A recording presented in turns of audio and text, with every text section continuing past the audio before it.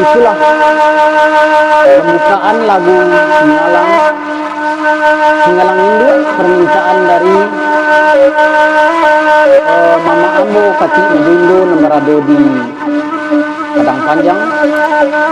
Dan lagu itu pernah diminta oleh Kati Nazim Nomorado di Kalimantan. Beliau di Pedendang karena masuk beliau itu udah Kati Nazim bacaan martabak oras.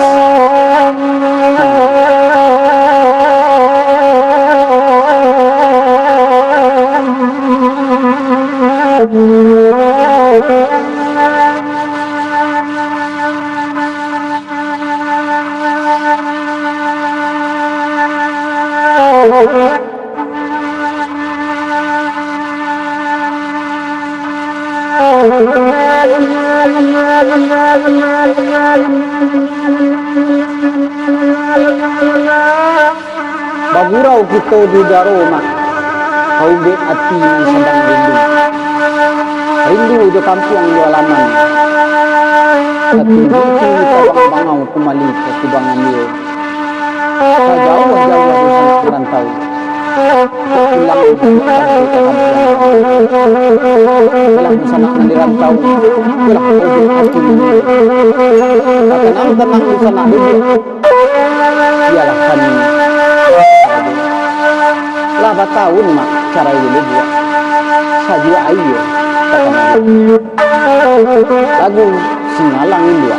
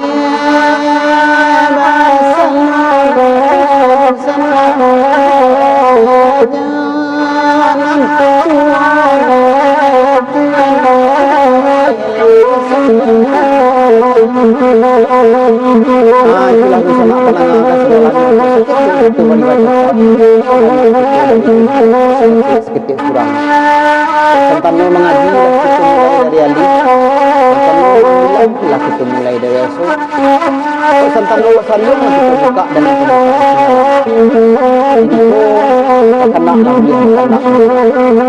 pada kami sama